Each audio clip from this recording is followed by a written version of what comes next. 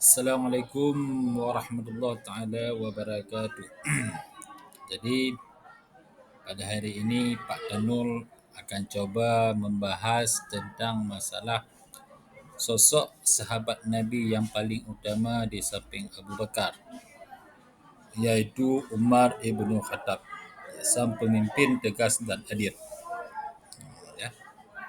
Jadi sama-sama kita ketahui bahawa beliau ini memiliki sifat-sifat yang begitu istimewa, ya, sifat-sifat yang begitu istimewa dan juga memiliki tugas dan peran yang sangat baik dan disertai dengan pemimpin-pemimpin yang tegas di masa-masa yang telah lalu.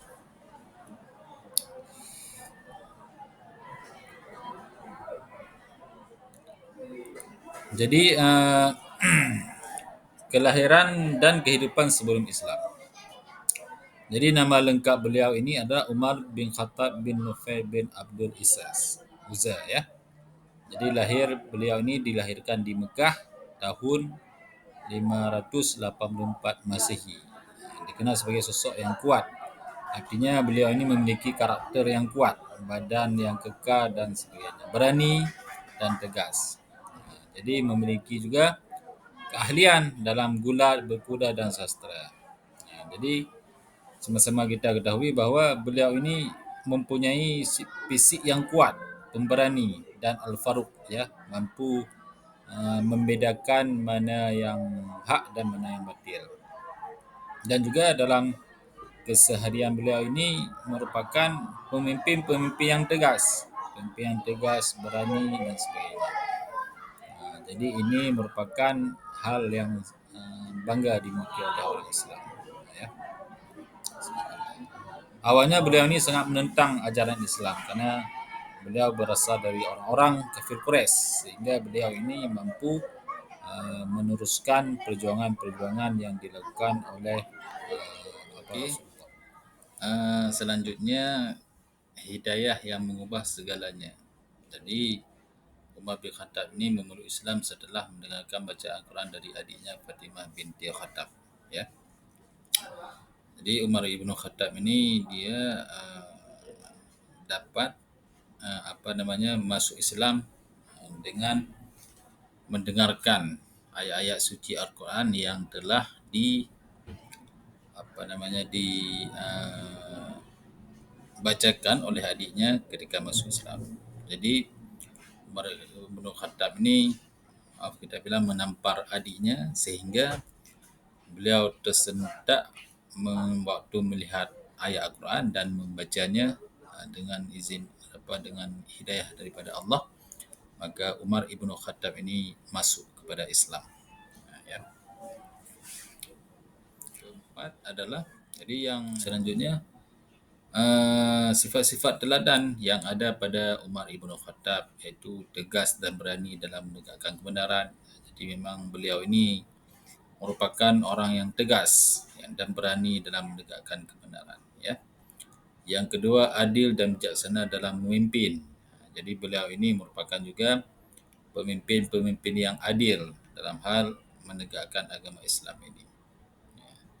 Yang ketiga, sederhana dan zuhud dalam kehidupan. Ya. Jadi maksud zuhud ini adalah beliau ini dalam kepribadiannya yang sangat sederhana, zuhud, menjauhi daripada dunia kemewahan. Waktu beliau menjadi khalifah juga dalam bentuk kesederhanaan dalam kehidupan ini, beliau mampu menjaga khalifah, mampu menjaga perilaku-perilaku beliau sehingga tidak mencerminkan kemewahan daripada raja-raja, sehingga beliau itu betul-betul dalam hal menegakkan agama Islam ini. Selanjutnya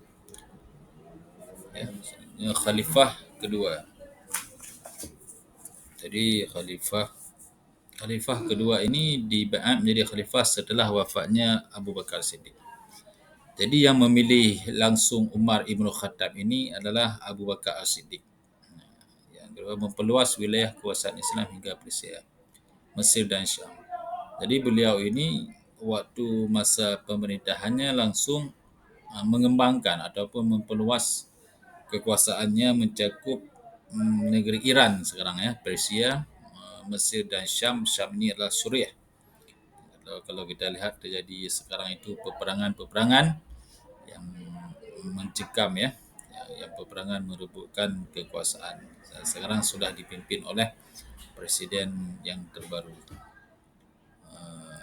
Jadi pencapaian daripada Umar Ibn Khattab ini, yang pertama membentuk kalender Hijrah ya, masuk kalender Islam. Jadi dibuat pada masa Umar Ibn Khattab. Yang kedua, membangun kota-kota seperti Kufah dan Basrah. Ini letaknya di Iraq ya. Mengembangkan sistem irigasi untuk pertanian. Jadi di masa beliau ini juga dikembangkan irigasi ya untuk pertanian. Dan yang keempat, mengatur sistem penggaji bagi tentera dan pegawai negara. Jadi kisah-kisah teladan Umar Ibn Khattab ini berkeliling malam untuk melihat kondisi rakyatnya ya. Jadi beliau dalam masa pemerintahan ini memantau rakyat-rakyatnya, di mana letak-letak kekurangan, di mana ada yang kurang dan sebagainya, maka beliau ini pantau sehingga beliau tahu orangnya yang tidak bisa makan, yang tidak ada makanan, sehingga ada kisah ada orang tua yang memasak batu terhadap anaknya untuk menyenyakkan tidur anaknya, padahal itu bukan nasi, dibilang sama anaknya ada nasi. Maka Umar Ibn Khattab ini langsung menengok dan melangkah sehingga beliau itu betul-betul mampu dalam hal menjaga ataupun berbuat rasa keadilan sosial bagi warganya yang ada di kota Mekah tersebut. Jadi wafat Ibn Khattab pada 63 tahun ya, pada tahun 644 Hijrah, dimakamkan di samping makam Rasulullah dan Abu Bakar. Jadi beliau ini ditikam ya, dibunuh oleh Abu Lu'lu'. Ya, itu orang-orang yang benci terhadap Umar Ibn Khattab, masalah-masalah dalam keislaman. Jadi beliau itu membunuh Abu Lu'lu' kafir Quraisy ini membunuh Umar bin Khattab dalam solat subuh, sehingga beliau itu. Selanjutnya, hikmah dari kisah Ibn Khattab ini dapat kita ambil, iaitu ketegasan dalam menegakkan kebenaran. Yang kedua, keadilan dalam memimpin. Yang ketiga, kesederhanaan dalam hidup. Yang keempat, kepedulian terhadap rakyat. Ya, jadi ini sudah kita jelaskan semua tadi.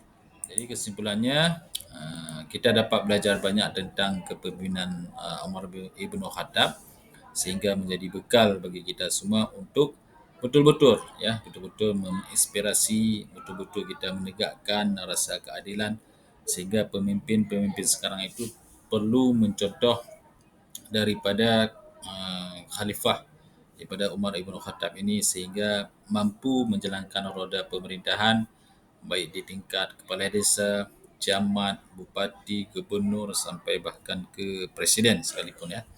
Jadi ini menguatkan